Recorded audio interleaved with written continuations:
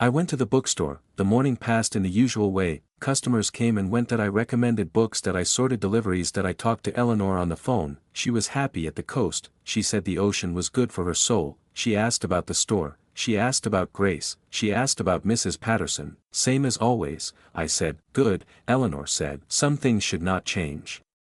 I thought about Maya, asleep in Mrs. Patterson's guest room. A stranger who had knocked on a door in the dark, who had found someone waiting. Some things should not change. That was one of them. That I closed the store at 5. That I walked home through the neighborhood. The leaves were beginning to turn orange and red and gold. The air was crisp. That I passed the community center. The lights were off, but I knew that on Tuesday they would be on again.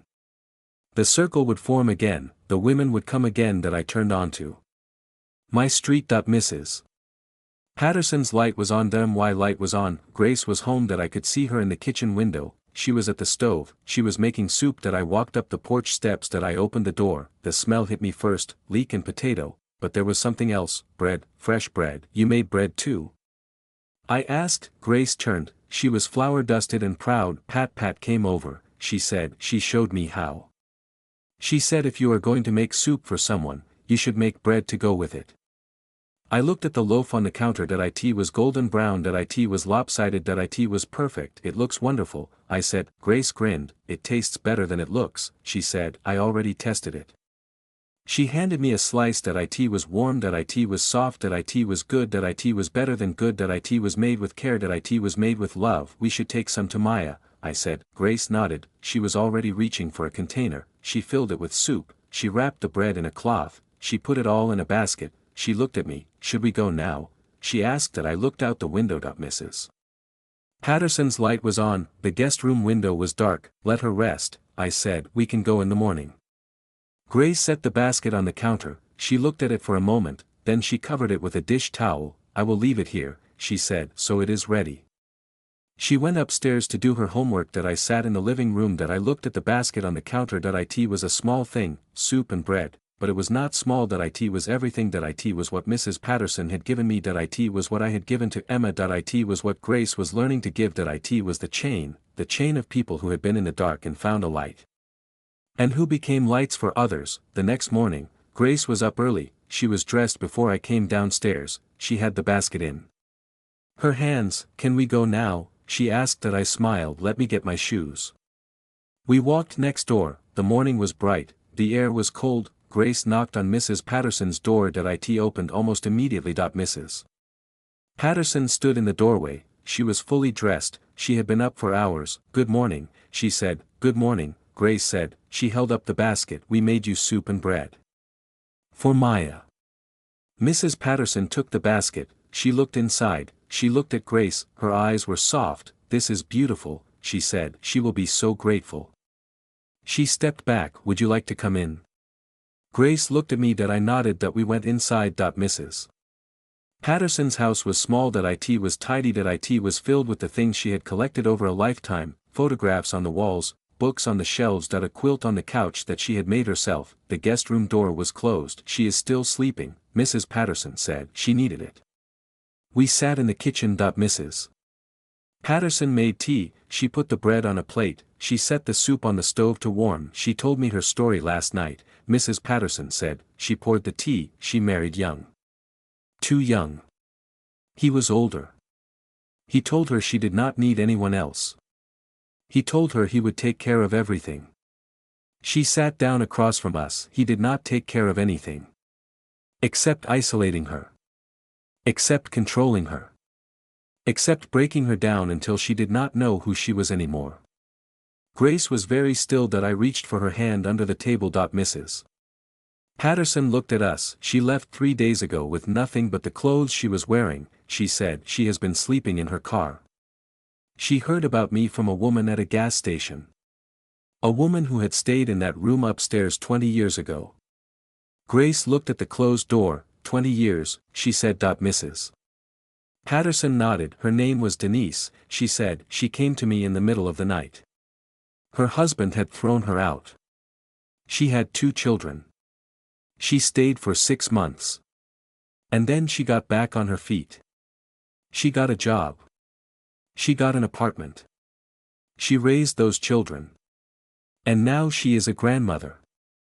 She smiled, and she still sends me a card every Christmas. Grace looked at the basket. Is that why you help people? She asked. Because someone helped you?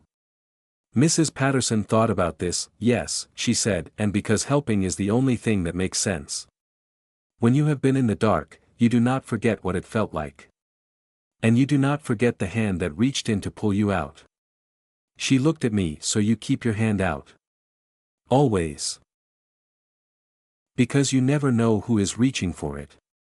The guest room door opened. Maya came out. She was wearing a sweater that was too big for her. Mrs.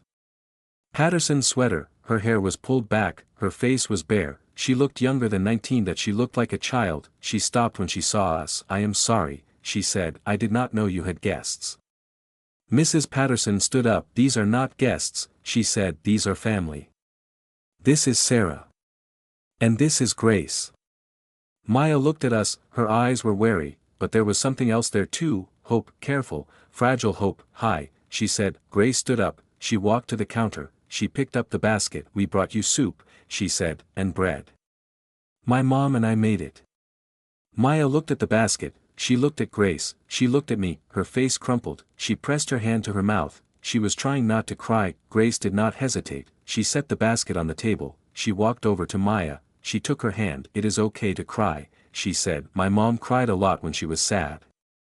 And she got better. You will get better too. Maya looked down at Grace, she looked at the small hand holding hers, and she cried. She did not try to stop it this time, she let it come. Mrs. Patterson pulled out a chair, she guided Maya to sit. Grace sat beside her. I sat across from her. Mrs. Patterson brought the soup, she ladled it into a bowl, she put the bread on a plate, she set them in front of Maya. Eat, she said. Maya looked at the soup, she looked at the bread, she picked up the spoon, her hand was shaking, she took a bite, she closed her eyes, she took another bite, then another, she ate the whole bowl, she ate 2 slices of bread. When she finished, she set the spoon down, she looked at us. Thank you, she said. Her voice was raw. I have not eaten in 2 days. Mrs. Patterson refilled her bowl. Then eat more, she said. There is plenty. Maya ate again, slower this time, she drank her tea, she let Grace pour her another cup. When she was finished, she sat back in her chair, she looked at the closed door of the guest room. I can stay, she asked. Mrs. Patterson nodded. For as long as you need. Maya looked at her hands. I do not have any money, she said. I do not need money, Mrs. Patterson said. I need company. These old houses get lonely. And I have been alone for a long time. Maya looked up. You are not alone, she said. Mrs. Patterson smiled. I am not, she said, but I was. And I remember what it felt like. So you are doing me a favor. Staying here. Keeping me company. Maya did not believe her. I could see it in her face, but she was too tired to argue. She nodded. Okay, she said. Okay. Mrs. Patterson stood up. Now, she said, you need to rest. And I need to show Grace how to knit. Grace's face lit up. You are going to teach me? She asked. I am, Mrs. Patterson said. It is time. She looked at Maya. You rest. We will be in the living room. If you need anything, call out. Maya nodded. She stood up, she walked to the guest room, she paused at the door, she looked back at us. Thank you, she said again. She went inside, the door closed. Mrs. Patterson gathered her knitting supplies. Grace sat on the couch. Mrs.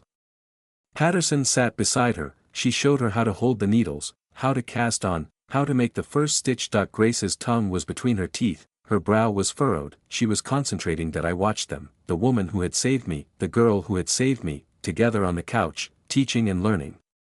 Giving and receiving. I thought about the chain. I thought about the woman at the gas station who had told Maya about Mrs. Patterson. I thought about Denise, who had stayed in that room 20 years ago. I thought about the women who came to the circle on Tuesday nights. I thought about Emma. I thought about the young woman in the bookstore who had held her baby and cried into her tea. I thought about Mrs. Patterson sitting on my nursery floor with her bad knees. I thought about the soup. I thought about the locks. I thought about the porch. I thought about the light, and I understood, in a way I had not understood before, that this was the work, this was the meaning. It was not about the man who Left.it was not about the woman he left for. It was not about the baby born into the middle of the wreckage. It was about what came after. It was about the people who showed up. It was about the choices we made when everything fell apart. It was about the decision to keep going. To keep building. To keep loving. To keep the door open. To keep the light on.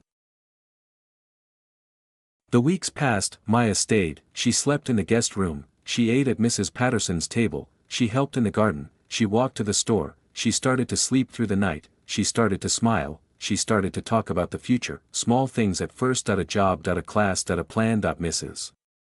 Patterson listened, she nodded, she asked questions, she did not push, she did not rush, she simply waited, the way she had waited for me, the way she waited for everyone who came to her door. Grace visited every day, she brought soup, she brought bread, she brought books from the store, she sat with Maya and talked, they talked about books, they talked about movies, they talked about nothing. They talked about everything. I watched them. I watched Maya begin to trust. I watched Grace become a friend. I watched Mrs. Patterson knit and listen and pour tea, and I thought about the woman I had been, the woman who had sat in the dark nursery, the woman who had thought her life was over. That woman could not see this, she could not see the garden, she could not see the bookstore, she could not see the circle, she could not see the girl on the couch learning to knit, she could not see the young woman in the guest room learning to hope. But that woman kept going anyway, she kept going because she did not know what else to do, and because she kept going, she arrived here. I in this kitchen, with this family. I in this life. One evening, I was closing the bookstore, the bell chimed as I locked the door. I turned around, Emma was standing on the sidewalk, she had Lily in the stroller, she was holding a book in her hand. I came to return this, she said, she held out the book. It was the memoir. The one by the woman who had been left when she was 8 months pregnant. Did you like it? I asked. Emma nodded. It helped, she said. She wrote about the woman next door. The one who brought soup. It made me think of you. I smiled. That is a kind thing to say. Emma looked at the store.at, the sign above the door, the porch light. I came to the group, she said, last Tuesday. I know, I said, I saw you. She nodded. I am coming again, she said, next week. And the week after. She looked at me. I am going to be okay, she said. It was not a question. It was a statement, she was telling me, she was telling herself, you are, I said. She smiled. It was a real smile, not the shaky smile of a woman holding herself together, but a steady smile. A knowing smile. She pushed the stroller down the street. Lily was awake, she was looking at the lights. The street lights were coming on point one by one. Emma turned and waved. I waved back. I locked the store. I walked home. The streets were quiet, the leaves were falling, the air smelled like wood smoke. I turned onto my street. Mrs.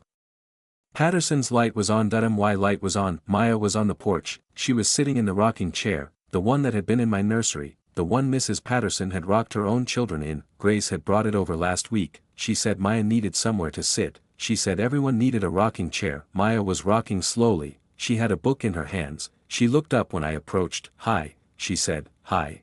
I said that I sat on the steps. How was your day? I asked. She closed the book. Good, she said. I got a job. I looked at her. Where? The diner on Main Street, she said. I start Monday. She looked at the book in her hands. Mrs. Patterson helped me practice for the interview. She asked me questions. She told me what to say. She looked at the house next door, the light in the window. She has done so much for me, she said. I nodded. She does that. Maya was quiet for a moment. I am going to pay her back, she said, when I have money. I am going to pay her back for everything. I looked at her. You do not have to do that, I said. She did not do it for money. I know, Maya said, but I want to. Not because she expects it. Because I want to be the kind of person who pays it back. She looked at the rocking chair. And the kind of person who pays it forward. I smiled. Then you are already that kind of person, I said. She looked at me. How do you know? Because you are sitting on this porch, I said. Because you are thinking about what you owe. Because you are planning how to give. That is what matters. She nodded slowly. She rocked the chair, back and forth, the same rhythm I had rocked in all those years ago. Can I come to your group? She asked. The one on Tuesdays. I looked at her. Of course, I said. You do not have to ask.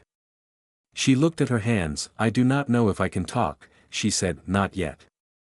You do not have to talk, I said, you can just sit. You can just listen. You can just be there. She nodded, okay, she said, okay. The screen door opened behind us, Grace came out, she had a mug in each hand, tea, she handed one to me, she handed one to Maya, she sat on the step between us. What are you talking about? She asked. The group, I said, Maya is coming on Tuesday. Grace looked at Maya. I will save you a seat, she said. Maya smiled, thank you.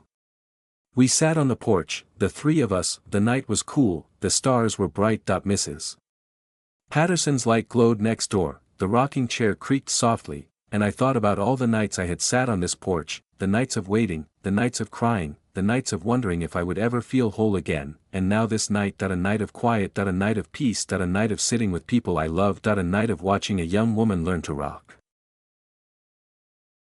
Tuesday came, the circle formed, the women came. Emma was there, she sat in her usual chair, Lily was in the stroller beside her, she was sleeping, her tiny face was peaceful. Maya came with me, she sat in the chair next to mine, she was nervous that I could see it in her hands, the way she twisted her fingers, the way she looked at the floor, but she stayed. Saturday she listened. Grace was in the next room that I could hear her voice, she was reading a story to the children, her voice was calm, her voice was steady, she was exactly where she needed to be. The meeting began. We went around the circle, each woman spoke, some spoke about progress, some spoke about setbacks, some spoke about fear, some spoke about hope. When it was Maya's turn, she hesitated, her hands twisted in her lap. I am Maya, she said, her voice was small, I am new. She looked around the circle, the women waited, they did not push, they did not fill the silence, they waited. I left my husband 3 weeks ago, she said, he was not a good man. She took a breath. I am staying with a woman named Margaret. She took me in. She gave me a room. She gave me soup. She looked at me, and bread. I smiled. I got a job, she said, I start on Monday. She looked at her hands. I do not know what comes next. But I am here. She looked up, and I am not going back. The woman next to her reached over, she took Maya's hand, the same hand that had held Emma's hand weeks before, the same hand that had held my hand years before. Maya did not pull away, she held on. The circle continued. When the meeting ended, women came up to Maya, they introduced themselves, they told her their stories, they told her she was brave, they told her it would get easier, they told her she was not alone. Maya listened to each one. Her face changed as she listened, the wariness began to fade, the fear began to soften, something else took its place, something that looked like belonging. When the last woman left, Maya turned to me. I did not know there were so many of us, she said. There are more than you think, I said. There are always more than you think. She looked at the empty chairs. I am going to come back, she said, next week. I know, I said. That we walked home together. Grace walked beside us. The night was cold, the stars were bright. You did good tonight, Grace said to Maya. Maya looked at her. I just sat there, she said. That is enough, Grace said. Sometimes that is all you can do. And it is enough. Maya smiled. That it was a small smile, but it was real. We reached the house. Mrs. Patterson's light was on, the rocking chair was empty on the porch, waiting. Good night, Maya said. She walked next door, she went inside, the door closed behind her. Grace and I sat on our porch steps, the quilt was wrapped around us. She is going to be okay, Grace said. She is, I said. Because of Pat, Grace said. And because of you. I looked at my daughter. And because of her, I said. She is the one who left. She is the one who is doing the work. Grace nodded. But she is not doing it alone. No, I said, she is not. We sat in silence, the stars moved slowly across the sky, the night was quiet, and I thought about the chain of women who had been in the dark and found a light, the chain of women who became lights for others. Maya was part of the chain now, Emma was part of the chain, Grace was part of the chain. Mrs. Patterson was the beginning of the chain for so many, but she was not the beginning. Someone had been there for her, someone had sat on the floor with her when she was broken, someone had brought her soup, someone had held her hand. That chain went back, and it went forward. It went to Maya. It went to Emma. It went to the women who would come to the circle next week, and the week after. And the week after that. It went to Grace, who would carry this with her for the rest of her life. It went to the children in the next room, who were being watched by a 10-year-old girl who knew what it meant to be held. the chain did not end that it never ended. As long as there were people who had been in the dark and remembered what the light felt like. As long as there were people who had been alone and remembered what it felt like to be seen. As long as there were people who had been hungry and remembered the taste of soup. The chain would continue, the lights would stay on, the doors would stay open, and the porch would always have someone sitting on it, waiting for the next person who needed to sit down. The next morning, I woke to the smell of bread. I went downstairs. Grace was at the counter, she was kneading dough, flour was everywhere, her hands were white with it, her face was serious. "What are you making?" I asked. "Bread," she said, "for Maya. She starts her job today. She needs something to take with her." I leaned against the doorframe. "You are a good person," I said. She looked up. "I learn from the best," she said. She shaped the dough, she put it in a pan, she set it in the oven, she set a timer, then she washed her hands. She looked at me. "Can we go to the bookstore today?" she asked. "I want to help you with the new display." I smiled. "I would love that." She grabbed her coat, she waited by the door. I poured 2 cups of coffee. I handed her one. She took it, she opened the door, the morning air rushed in. It was cold. It was bright. It was full of possibility. We walked to the bookstore together. Grace's hand was in mine, she did not hold my hand as much anymore, she was growing up, she was becoming her own person, but today, she held my hand. And I held hers. We walked past Mrs. Patterson's house, the light was on, Maya was on the porch, she was dressed for work, she had a uniform, she had a name tag, she looked different, she looked like someone who was starting something. She waved. We waved back. Grace stopped. "Wait," she said. She ran back to the house, she ran up the steps, she disappeared inside, she came out a moment later, she had a small bag in her hand, she ran to Maya, she handed her the bag. "Bread," she said, "for your first day." Maya looked at the bag, she looked at Grace, she knelt down, she hugged her. A real hug. The kind of hug that says "I see you," the kind of hug that says "thank you," the kind of hug that says "I will remember this." She stood up, she put the bag in her purse, she straightened her name tag, she took a deep breath. "Okay," she said, "I am ready." She walked down the porch steps, she walked down the path, she passed us, she smiled, she kept walking. Grace took my hand again. We watched her go, she walked to the end of the street, she turned the corner, she disappeared, but I knew she was not gone. She was going to the diner, she was going to work, she was going to start building her life, and at the end of the day, she would come back, she would come back to the house with the light on. She would come back to the rocking chair, she would come back to the porch, she would come back to the woman who had opened her door, she would come back to the girl who had made her bread, she would come back to the circle, and she would keep going. One day at a time. One choice at a time. One act of kindness at a time, the way we all did, the way we all would, because that was the story, that was always the story of people who had been broken and chose to mend.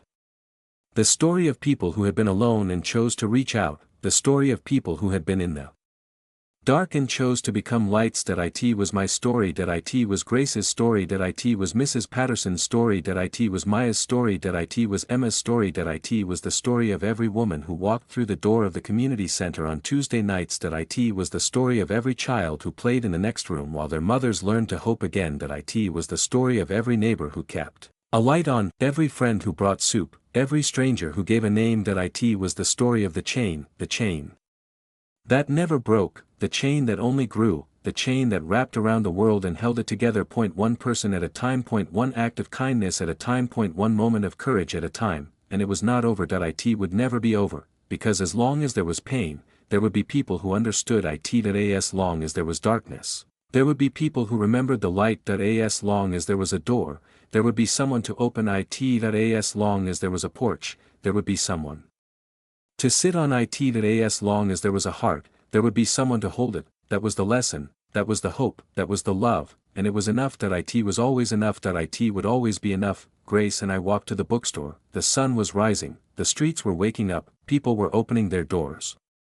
Lights were coming on. One by one the city stretched and yawned and began its day. I unlocked the door of the bookstore, the bell chimed. I turned on the lights, the shelves were full, the books were waiting. Grace went to the display table, she started arranging the books, she put them in stacks, she turned them so their covers faced out, she stepped back to look at her work, she moved one book to the left, she moved another to the right, she nodded, "That is good, She said that I looked at the display, that IT was about resilience, that IT was about women who had rebuilt their lives, that IT was about the people who had helped them, that IT was about the chain. Grace had put a small sign on the table. She had made it herself, that IT said, "You are not alone." I looked at the sign, that I looked at my daughter. She was 10 years old, but she understood something that many people never understood. She understood that the most important thing you could do for another person was to let them know they were not alone. She had learned it from Mrs. Patterson. She had learned it from me. She had learned it from the women who came to the circle. She had learned it from the bread she baked and the soup she made and the hands she held. She had learned it because she had lived it. She had been the child in the next room. She had been the one who watched her mother rise. She had been the one who learned that pain could be transformed, that broken things could be mended, that love could take many forms, that a neighbor with a cane and a key could become a grandmother, that a man who made terrible choices could become a father, that a woman who sat alone in the dark could become a light. That a child born into uncertainty could grow into a girl who knew exactly what mattered. She knew.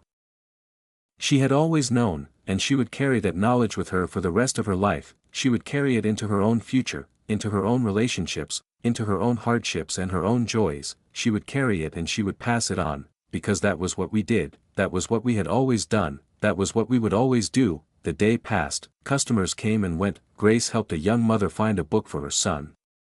She recommended a story about a bear who lost his button. She said it was her favorite when she was little. The mother bought it. Grace rang it up at the register. She put it in a bag with a bookmark. She handed it to the mother with both hands. "I hope he loves it," she said. The mother smiled. "I am sure he will," she said. She left. The bell chimed. Grace looked at me. "Can I do the closing shift with you tonight?" she asked. "I want to stay." I looked at the clock. "You have school tomorrow," I said. "I know," she said, "but I want to be here with you." I smiled. "Okay," I said, "you can stay." She grinned. She went back to the display. She straightened the books again. She dusted the shelves. She hummed while she worked out a song about a duck, the same song she had sung since she was 3. That I watched her. That I thought about all the days we had spent in this store, all the afternoons after school, all the Saturdays, all the moments when she had curled up in the reading nook with a book while I worked. She had grown up here, among the shelves, among the stories, among the people who came looking for something they did not know they needed. The afternoon light shifted. That IT slanted through the front windows, long and golden. Grace was in the reading nook now. She had pulled a book from the shelf and curled into the old armchair, the same armchair I had sat in when I was pregnant with her, when I would come into the store just to be somewhere warm, just to be somewhere that was not the empty house. Eleanor had let me sit in that chair for hours. She never asked me to move. She never asked me to buy anything. She just let me sit, and sometimes she would hand me a book. She would say, "This one helped me once." And I would read, and for a few hours, I would be somewhere else. That I would be in a different life. That a life where the pain was not mine. And when I came back to myself, the pain was still there, but it was smaller, just for a moment, just enough to breathe. That was what books did. That was what the store did. That was what Eleanor did. She gave me a place to sit and a story to hold. And that was enough to keep me going until I could stand on my own. Now Grace sat in that same chair. She was reading a book about a girl who climbed mountains. She was lost in it. Her lips moved slightly as she read, her brow furrowed at the hard parts. She smiled at the good parts. That I watched her, and I thought about all the women who had sat in that chair over the years, women who came in tired, women who came in broken, women who came in looking for something. That a book, that a word, that a sign, that a way out. That I always tried to give them what they needed. Not advice, not answers, just a story, just a chair, just a moment to breathe. The bell chimed. That a woman walked in. She was older, perhaps 60. That her hair was gray and pulled back, her coat was worn. She moved slowly, as if each step cost her something. She looked at the shelves. She did not pick up any books. She just walked, aisle by aisle. That I gave her space. Sometimes that was what people needed, not a greeting, not a question, just space. She walked the entire store. She ended at the display table. She looked at Grace's sign, "You are not alone." She touched the edge of the sign with her fingertips. Then she looked at me. "Do you have anything about losing a child?" she asked. Her voice was quiet, but it did not shake. She had said these words before. She had practiced them. That I felt something shift in my chest. "Yes," I said. "I have a section in the back. Would you like me to show you?" She nodded. That I walked her to the back corner. There was a small shelf there, books about grief, books about loss, books about learning to live when the thing you loved most was gone. That I had built this shelf years ago, after a woman came in looking for something to help her sister. Her sister had lost her son. She had asked if I had anything that I did not, so I ordered books. That I read them. That I learned about grief. That I learned that it did not end. That it changed. That it softened, but it did not end, and I learned that the worst thing you could say to someone who was grieving was nothing at all, because silence felt like forgetting, and they did not want to forget, they wanted to remember, they wanted someone to sit with them in the remembering. The woman looked at the shelf, she ran her fingers along the spines, she pulled one down, she opened it, she read the first page, she closed it, she held it against her chest. This one, she said, it was my son, she said. 3 years ago. He was 24. She looked at the book in her hands. I come to bookstores sometimes, she said. I look for something that will make it hurt less.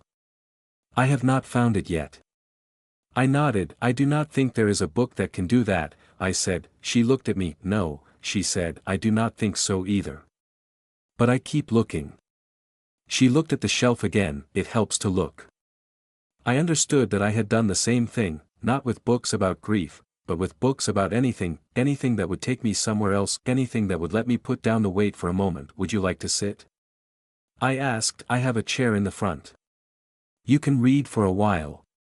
She looked at me, her eyes were tired, but there was something else there. Gratitude. I would like that, she said. That I led her to the reading nook. Grace looked up from her book, she saw the woman, she saw the book clutched to her chest, she saw the look on her face. Grace closed her book, she slid out of the armchair. You can have the chair, she said. I was just finishing. The woman hesitated. I do not want to take your spot. Grace smiled. It is not my spot, she said. It is everyone's spot. That is what my mom says. She gestured to the chair. It is comfortable. The woman sat down, she sank into the cushions, she let out a breath. A long breath. As if she had been holding it for 3 years. Grace brought her a blanket from the basket by the window. She draped it over the woman's legs. It gets cold in here in the afternoon, Grace said. The sun moves. The woman looked at the blanket, she looked at Grace. Thank you, she said. Grace nodded. She went back to the counter, she picked up her book, she sat on the stool behind the register, she opened to her page, she read. That I watched the woman in the armchair, she opened the book, she began to read, her face changed as she read, not lighter, not healed, but present. She was there. I in the chair. I in the story. I in the moment. And for that moment, she was not alone. The sun moved, the light shifted from gold to orange to pink. The woman read for an hour, she did not move, she did not look up, she turned the pages slowly. When she finished, she closed the book, she held it in her lap, she looked at the cover, she looked at the window, she looked at the street outside, then she stood up, she folded the blanket, she placed it on the chair, she walked to the counter, she set the book down. I will take this one, she said. That I rang it up, she paid with cash, she tucked the book into her coat pocket, she looked at Grace. You are a kind girl, she said. Grace looked up. My mom taught me, she said. The woman looked at me, she smiled. A small smile, but a real one. You are doing good work, she said, both of you. She walked to the door, she paused, she looked back at the reading nook. The chair. The blanket folded on the seat. I will come back, she said, when I finish this one. I nodded. I will have another one ready. She smiled again, then she left. The bell chimed, the door closed. Grace looked at me. What happened to her son? She asked. She did not say, I said, but he died. Grace was quiet. That is why she was looking, she said. She was looking for something to make it hurt less. Yes, I said. Did you give her something? Grace asked. I gave her a book, I said. Grace shook her head. You gave her the chair, she said, and the blanket. And you let her sit. She looked at the door. That is what helped. The book was just the excuse.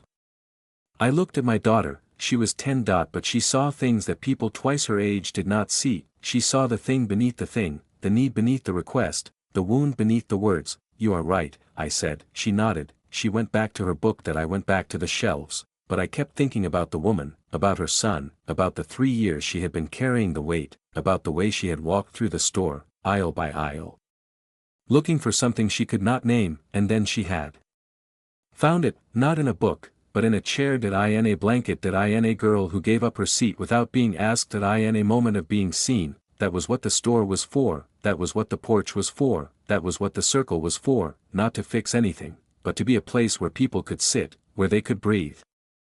Where they could remember that they were not alone. That I closed the store at 7. Grace and I walked home. The streets were quiet, the lights were on in the windows that we passed the community center. The lights were off, but I knew that on Tuesday they would be on. The chairs would be in a circle, the tea would be hot, the women would come, Maya would come, Emma would come, the woman with the book might come. Or she might not, but the door would be open, the lights would be on, and someone would be there to greet her. We turned onto our street. Mrs. Patterson's light was on. Maya was on the porch, she was still in her uniform, she was sitting in the rocking chair, she was rocking slowly, she looked up when she saw us, she waved. We walked up her path. How was your first day? I asked. She smiled. It was a tired smile, but it was proud. It was good, she said. I dropped a plate. But no one yelled at me. She looked at her hands. The cook gave me a piece of pie at the end of my shift. He said I earned it. Grace sat on the step. What kind of pie? She asked. Apple, Maya said, with cinnamon. Grace nodded. That is the best kind. Maya laughed. It was a small laugh, but it was real. It was the first time I had heard her laugh. It sounded like something waking up. I am going to save my tips, Maya said. I am going to find my own place. Soon. She looked at Mrs. Patterson's door. Not because she is not kind, she said quickly, she is the kindest person I have ever met. I just want to stand on my own. I nodded. I understand. Maya looked at me. You did it, she said. You stood on your own. How did you know when you were ready? I thought about the question. I thought about the nursery. I thought about the locks. I thought about the bookstore. I thought about Grace. I do not think you know, I said. I think you just start. And then one day you look back and realize you have been standing for a while. Maya considered this. She rocked the chair, back and forth. I think I am starting, she said. I think you are, I said. She looked at the sky, the stars were coming out. I am going to save my money, she said. I am going to find a place with a porch. A small porch. Just enough for a chair. Grace looked at her. You can have this one, she said, when you go. The rocking chair. It was mine when I was little.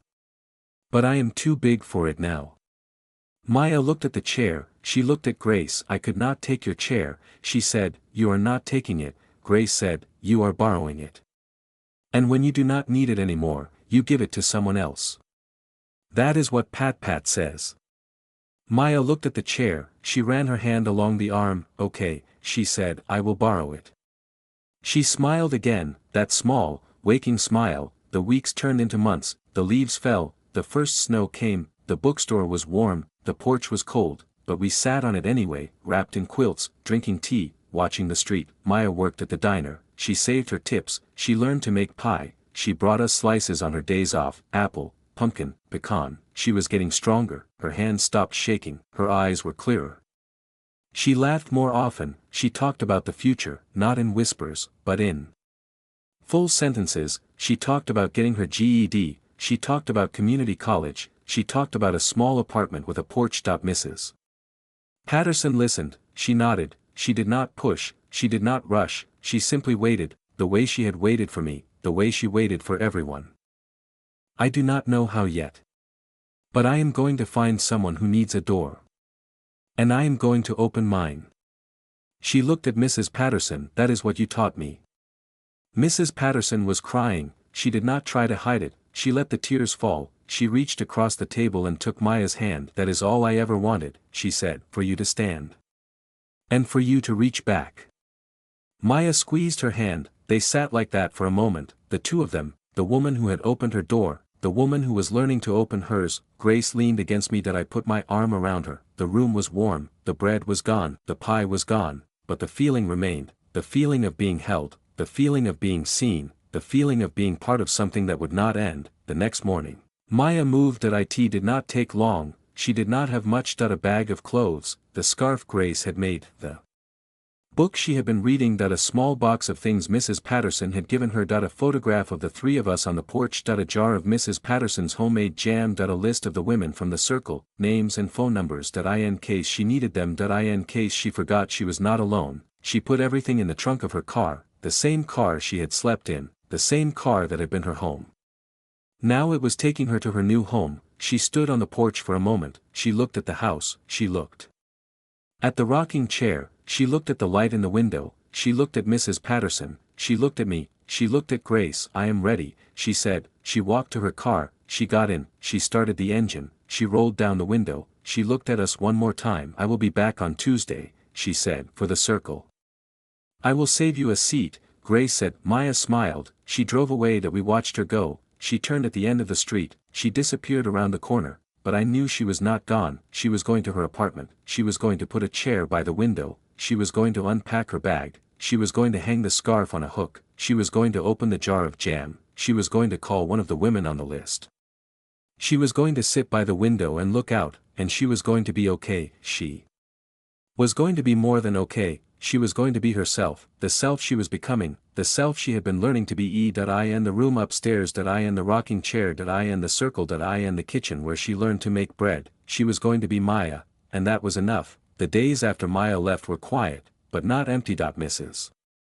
Patterson sat on her porch, she rocked in the chair, she knit, she watched the street. Grace visited her every day, she brought soup, she brought bread, she brought her knitting. They sat together, the needles clicked, the chair creaked, the light was on. I watched them from my window, the two of them, the old woman and the girl, the one who had given so much, the one who was learning to give. I thought about the chain. I thought about Denise, who had stayed in that room 20 years ago. I thought about the woman at the gas station who had told Maya about Mrs. Patterson. I thought about Emma, who came to the circle every Tuesday with Lily in the stroller. I thought about the woman with the book, who had lost her son. I thought about the women whose names I did not know, the women who had sat in the reading nook, the women who had sat on the porch, the women who had sat in the circle. They were all part of the chain. And the chain was long. It stretched back to people I would never meet, people who had opened doors, people who had turned on lights, people who had sat on floors, people who had brought soup, people who had held hands, people who had said, "You are not alone," and it stretched forward. To people I would never meet, people who would one day need a door, people who would one day need a light, people who would one day need someone to sit with them in the dark, and someone would be there. Because the chain did not break. It did not end. It grew. It spread. It wrapped around the world. 1 act of kindness at a time. 1 door at a time. 1 light at a time. Spring came, the snow melted, the flowers bloomed. Mrs. Patterson's garden was full of marigolds, bright orange against the green. I planted marigolds in my garden too. Grace planted marigolds in a pot on the porch. She said they reminded her of Pat Pat. She said they reminded her of the sun. The bookstore was busy, people came for the new displays, they came for the reading nook, they came for the chair by the window, they came because they had heard about the place where you could sit, where you could read, where you could be. The woman who had lost her son came back. She came every week now. She sat in the armchair, she read a book, she drank the tea Grace made for her, she talked sometimes, about her son, about his laugh, about the way he used to read, about the books he loved. I listened. Grace listened. We did not try to fix anything. We just listened, and that was enough. She said it helped. She said talking about him made him real. She said she was afraid she would forget. But she was not forgetting, she was remembering, and we were remembering with her. That was what we could do, that was all we could do, but it was enough. It was always enough. 1 afternoon, a man came into the bookstore. He was older, his hair was gray, his hands were in his pockets. He walked slowly. He looked at the shelves. He looked at the reading nook. He looked at the sign on the display table, "You are not alone." He stood there for a long time, then he walked to the counter. "I am looking for Sarah," he said. I looked up. I did not recognize him at first. His face was older, his shoulders were rounded, his eyes were tired, but then I saw it, the shape of his jaw, the way he held his hands. I knew him because I had known him for 10 years, because I had loved him, because I had sat in a dark nursery while he stood outside a hospital with flowers for another woman, because I had changed the locks, because I had built a life without him. "Hello," I said. He looked at me, his eyes were wet. "Hello," he said. Grace was in the back, she was shelving books. I could hear her humming, the song about the duck. He heard it too. His face changed. "Is that," he started. "Yes," I said. He looked toward the back. He took a step, then he stopped. He looked at me. "Can I see her?" he asked. "She does not know you are here." I said. "I know," he said. "I wanted to talk to you first." He looked at the floor. "I should have done that before. I should have done a lot of things before." I waited. He looked up. "I have been working," he said, "in therapy. I have been working for a long time. I know, I said that. He nodded. I am not the same person I was, he said. I know that too, I said that. He looked toward the back again. Grace's humming was closer now, she was coming to the front. I do not want to hurt her, he said. I do not want to hurt either of you. I just want to be here. If you will let me. Grace came around the corner, she had a stack of books in her arms. She saw him, she stopped, she looked at him, she looked at me, she set the books on the counter, she looked at him again. You are my father, she said. That it was not a question. That he nodded, his hands were shaking. I am, he said. She studied his face, the same way she studied everything, carefully, thoroughly, with a patience that was not learned. That it was given. She looked at me. That I nodded, she looked back at him. You came to the park, she said. When I was little. You pushed me on the swings. He nodded again. I remember, he said. She was quiet for a moment. You sent me the bear, she said. The one with the blue ribbon.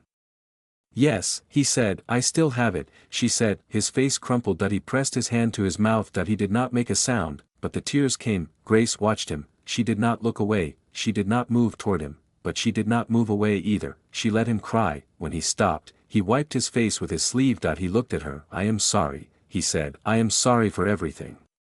I know I cannot undo what I did. I know I cannot get those years back. But I am here now. And I want to be here. If you want me to be.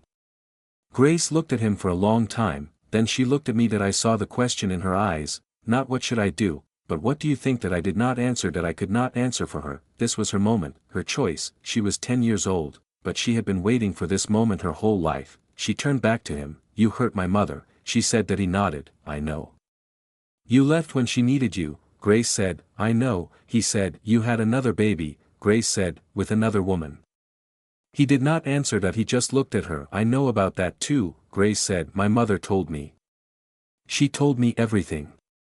He looked at me. That I met his eyes. She deserved to know, I said. That he nodded slowly. She did, he said. That he looked at Grace. I am not proud of what I did, he said. I am ashamed. Every day. I have spent 10 years trying to become someone who deserves to be your father. I am not there yet. But I am trying. Grace considered this. She picked up the stack of books, she carried them to the display table, she arranged them carefully, she straightened the sign. You are not alone. She came back to the counter, she looked at him. I am not going to call you Dad, she said. That he nodded. That is okay. Not yet, she said. Not until I know you. He nodded again. I understand. But you can come back, she said, to the bookstore. On Saturdays. I am here on Saturdays. He looked at me. That I nodded. That he looked at Grace. I would like that, he said. I would like that very much. Grace picked up her book, she went back to the reading nook, she sat in the armchair, she opened her book, she began to read. That he stood at the counter. That he watched her. His face was wet, but he was smiling. That a small smile. That a fragile smile, but a real one. That he looked at me. Thank you. He said. That I did not say anything. That I did not know what to say. That I had spent 10 years building a life without him. That I had spent 10 years learning to stand on my own. That I had spent 10 years becoming someone who did not need him, and now he was here. That I in my bookstore, asking for a chance. That I looked at Grace. She was reading, her face was calm, she had made her choice, she had opened the door, just a little, just enough. She had learned that from Mrs. Patterson, she had learned that from me, she had learned that you do not have to forgive everything at once, you do not have to trust completely, but you can open the door, just a crack, just enough to let the light in. Just enough to see who is standing there, and if they are different than they were before. That if they have done the work. That if they have become someone new, then you can open the door a little more, until you know, until you are sure. And if you are never sure, that is okay too. You can keep the door where it is, you can keep it open just enough, you can let them stand on the porch, you do not have to invite them in, but you can let them be there, you can let them try. That is what Grace was doing. She was letting him try, she was watching, she was waiting, she was seeing who he was becoming, and she would decide. That I in her own time. That I in her own way. That was her right, that was her choice. That I looked at him. That he was still watching her. His face was full of something I had not seen before, not regret, not longing, something else, something that looked like hope, real hope, the kind that comes from years of work. The kind that comes from facing what you have done and choosing to become something else. That I did not know if you would become that something else. That I did not know if you would stay. That I did Not know if he would show up on Saturdays, that I did not know if he would prove himself worthy of the door Grace had opened, but I knew that she had opened it, and that was enough for now. That was more than enough. That he left, that he walked to the door, that he paused, that he looked back at Grace. She did not look up from her book, but she was not ignoring him, she was letting him go, she was letting him come back. That he looked at me. Saturday. He said, Saturday. I said. That he nodded. That he left. The bell chimed, the door closed. That I stood at the counter. Grace turned a page, the sun moved across the floor, the light was golden. That I thought about the woman who had sat in the dark nursery, the woman who had watched the news and felt her world shatter. That woman could not have imagined this moment, she could not have imagined a daughter who would open the door to the man who had left, she could not have imagined a life so full, she could not have imagined peace. But that woman had kept going, she had kept breathing, she had kept building, she had let people help her, she had let herself be held, she had let herself heal, and because she was here. I in this bookstore, with this daughter, with this life, and that was the story, not the story of the man who left, but the story of the woman who stayed for herself, who stayed for her daughter, who stayed for the life she was building, who stayed for the people who showed up, who stayed for the light. And that story was not over. It was still being written, every day, every choice, every act of kindness, every door opened, every light turned on, every hand held, every tear shed, every laugh shared, every loaf of bread, every bowl of soup, every rocking chair, every porch, every circle, every chain. It was still being written, and it would continue to be written, for as long as there were people who remembered what it felt like to be in the dark, for as long as there were people who chose to become lights.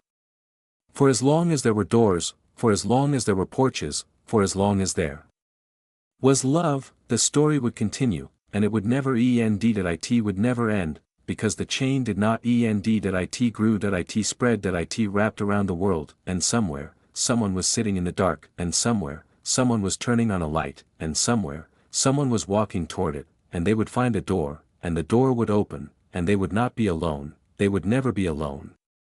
Because the chain was long, and it was strong, and it held. It always held. It would always hold.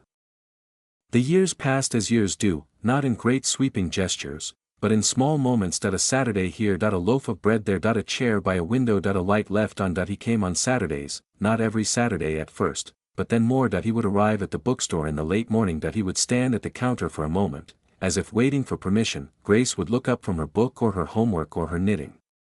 She would nod, and he would sit in the chair by the window, the chair that was not his, the chair that belonged to anyone who needed to sit. That he would read, sometimes a newspaper, sometimes a book Grace recommended, sometimes nothing at all. That he would watch the street. That he would watch the people coming and going. That he would watch Grace move through the store. That he did not push. That he did not demand. That he did not try to make up for 10 years and 10 Saturdays. That he simply Saturday, and that was enough. That was the beginning. Mrs. Patterson grew older, her steps became slower, her hands, once so steady, began to tremble, but she did not stop. She sat on her porch every morning, she knit, she watched the street, she waited for Grace to come with tea, she waited for Maya to come with pie, she waited for the women who sometimes knocked on her door. There were fewer of them now. The word had spread that the woman with the spare room was not taking in strangers anymore. She was too old, they said, too frail, but the women who came anyway. The ones who had nowhere else to go, the ones who had heard about her from someone who had heard about her from someone, she never turned them away, she never would. She would open the door, she would lead them to the room upstairs, she would make them tea, she would sit with them, she would tell them about the soup, she would tell them about the locks, she would tell them about the rocking chair, and she would let them stay, for as long as they needed. Maya came back every Tuesday, she came to the circle, she sat in the same chair, she talked now, she told her story, she told it to women who were sitting where she had Saturday, women with tired eyes and guarded hearts, women who did not know if they would ever be okay. She told them about the car, she told them about the door, she told them about the bread, she told them about the scarf, she told them about the chair by the window, and she told them that if she could do it, they could do it. They did not believe her at first, but they listened, and that was enough. That was the beginning for them too. Emma became a regular at the circle. She brought Lily every week. Lily grew from a sleeping baby to a toddling child to a little girl who sat in the next room with the other children. Emma became a helper, she made tea, she set up chairs, she greeted new women at the door. She had the eyes now, the eyes that saw, the eyes that said, I know that I have been there, you are not alone. She became the person she had needed when she walked into the bookstore on that rainy morning. That was the way, that was always the way. The woman who had lost her son came to the circle too. She did not speak for a long time. She sat in the back, she listened, she held the book in her hands, the same book she had bought that first day. She had read it so many times the spine was cracked, the pages were soft. One night, after the circle ended, she stayed. The other women had gone, the chairs were empty. She sat in the back row and I sat beside her. We did not speak for a long time, then she said, "His name was Daniel." She told me about him, she told me about his laugh, she told me about the books he loved, she told me about the day he left and the days that came after, she told me about the 3 years she spent not knowing how to breathe, she told me about the bookstore, she told me about the chair, she told me about the blanket, she told me about the girl who gave up her seat, she told me that was the day she started to breathe again. That I listened. That was all I could do, but it was enough. It was always enough. Grace grew, she became tall, she became strong, she became the kind of person who walked into a room and made it warmer just by being there. She still made bread, she still made soup, she still sat on the porch with Mrs. Patterson, she still went to the circle, she sat in the next room with the children, she read them stories, she taught them to knit, she taught them to make bread, she taught them that they were not alone. She did not know she was teaching them. She thought she was just sitting with them, just reading, just being there, but that was the teaching, that was always the teaching. Mrs. Patterson died on a Tuesday. It was spring, the marigolds were blooming, she died in her sleep. Grace found her in the morning, she had come with tea, the way she did every morning. She knocked. No answer. She let herself in with the key Mrs. Patterson had given her years ago, the key that had once been used to open my door on the worst night of my life. Now it opened another door. Grace found her in the chair by the window, the knitting was in her lap, the needles were still in her hands, the scarf she had been making was almost finished. It was green. It was long. It was for Grace. The note was on the table beside her. It said, "For you. Wear it when you are cold. Love, Pat Pat." Grace sat on the floor beside the chair. She did not cry at first, she just sat the way Mrs. Patterson had sat on the floor beside me, the way she had sat with so many women over so many years. She sat in the quiet, she let the silence hold her. When I arrived, she was still sitting there, her hand was on Mrs. Patterson's, the needles were still, the scarf was unfinished, but it was beautiful, because she had made it. Because she had made it with love. The funeral was on a Saturday, the church was full. Women came from everywhere, women who had stayed in the room upstairs, women who had eaten soup at her table, women who had sat in the rocking chair on her porch, women who had learned to stand because she had sat with them when they could not stand on their own. Denise came, she was old now, her hair was gray, her children were grown, she had grandchildren, she had a life. She stood at the front of the church and told the story of the night she knocked on Mrs. Patterson's door. She told the story of the woman who opened it, she told the story of the room upstairs, she told the story of the soup, she told the story of the bread, she told the story of the woman who taught her that she was worth more than the man who had thrown her away, she told the story of the life she built, and then she said, "She did not just save me. She saved my children. And my children's children. Because when you save a mother, you save everyone who comes after her." The church was silent. Maya stood up, she walked to the front, she told her story, the car, the gas station, the woman who gave her a name, the door that opened, the room upstairs, the rocking chair, the scarf, the pie, the apartment with no porch and the chair by the window. She told the story of the woman who taught her to make bread, she told the story of the woman who taught her to stand. She told the story of the woman who taught her to open her own door. She said, "I have a porch now. It is small. But it has a chair. And the light is always on. Because that is what she taught me. You keep the light on. Because you never know who is walking toward it." The church was silent. Grace stood up, she walked to the front, she was 12 years old, she was tall, she was strong, she was the kind of person who walked into a room and made it warmer. She stood at the podium, she looked out at the women who had come, women whose names she knew, women whose names she did not know, women who had been saved by the woman in the casket, women who had saved others. She said, "She taught me to knit." She held up the green scarf, the one that was almost finished. "She taught me that you do not have to be perfect to make something beautiful." She wrapped the scarf around her neck. It was too long. It dragged on the floor, she did not care. "She taught me that you show up," Grace said, "you show up for the people who need you. You sit with them. You bring them soup. You leave the light on. She looked at the casket, she looked at the face of the woman who had sat on the floor with her mother, who had taught her to knit, who had taught her to make bread, who had taught her to be the kind of person who opens doors. She taught me that family is not about blood, Grace said. It is about who shows up. It is about who stays. It is about who sits with you in the dark until you are ready to turn on the light. She looked at me, she looked at Maya, she looked at Emma, she looked at Denise, she looked at the women in the pews. She taught me that you do not have to save everyone, Grace said, you just have to save the one in front of you. And then that one saves the next one. And the next one. And the next. She touched the scarf around her neck. That is what she did.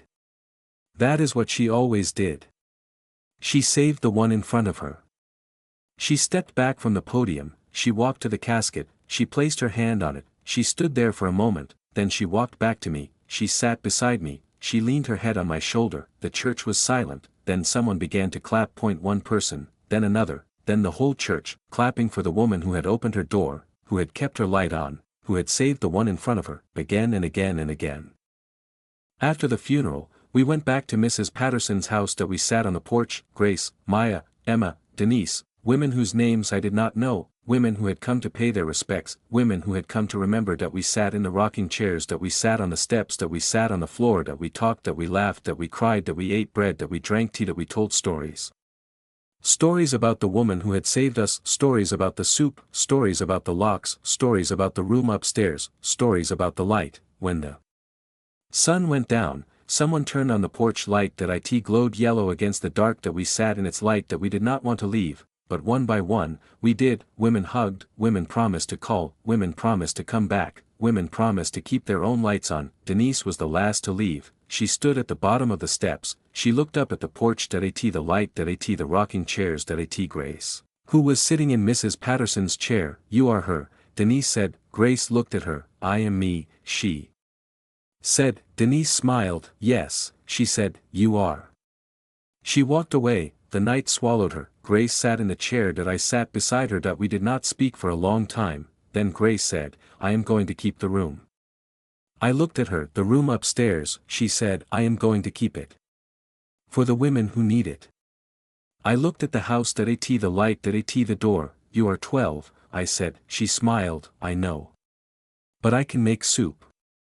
And I can knit. And I can sit.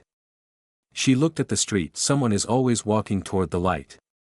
I put my arm around her. She leaned into me. The porch creaked, the light hummed, the night was quiet. That we kept the house, Grace and I. That we did not change much. The rocking chairs stayed on the porch, the light stayed on, the room upstairs stayed ready. Women came, not as many as before, but enough to fill the room, enough to fill the circle, enough to keep the chain going. Grace made soup, she made bread, she sat with them, she listened. She taught them to knit, she taught them that they were not alone. She did not know she was teaching them, she thought she was just being there, but that was the teaching, that was always the teaching. The bookstore stayed, the reading nook stayed, the chair by the window stayed. The woman who had lost her son came every week. She sat in the chair, she read, she drank tea, she talked about Daniel, she told us about his life, she told us about his dreams. She told us about the books he would have loved. That we listened, that we remembered with her. That was what we could do, that was all we could do, but it was enough. That it was always enough. That he came on Saturdays, that he sat in the chair by the window, that he read, that he watched, that he waited. Grace let him. She did not call him Dad, not yet, but she did not close the door, she let it stay open, just a crack, just enough. That he did not push, that he did not demand, that he simply showed up, Saturday after Saturday, year after year. That he became a fixture. The man in the chair by the window, the man who read the newspaper, the man who sometimes smiled when Grace laughed, the man who sometimes cried when she talked about Mrs. Patterson. That he did not try to replace anyone, that he did not try to make up for what he had done, that he simply Saturday, and that was enough. That was the beginning. The circle continued. Every Tuesday night, the chairs in a circle, the tea, the bread, the women. Emma became the leader. She did not plan to. It just happened. She was the one who opened the door. She was the one who made the tea, she was the one who greeted the new women, she was the one who said, sit here. You are safe. You are not alone. She had learned it from me. I had learned it from Mrs. Patterson. Mrs. Patterson had learned it from someone, and that someone had learned it from someone. The chain went back to women whose names we did not know, women who had opened doors, women who had kept lights on, women who had sat on floors, women who had brought soup, women who had held hands, women who had said, "You are not alone," and the chain went forward. To women whose names we would never know. Women who would one day knock on a door, women who would find a light, women who would sit in a circle, women who would learn to stand, women who would become lights themselves. That was the chain, that was the work, that was the love. Grace grew older, she became a woman, she went to college, she studied literature, she came home on weekends, she made bread, she made soup, she sat on the porch, she kept the light on, she kept the room upstairs ready, she came to the circle when she could, she sat with the women, she listened.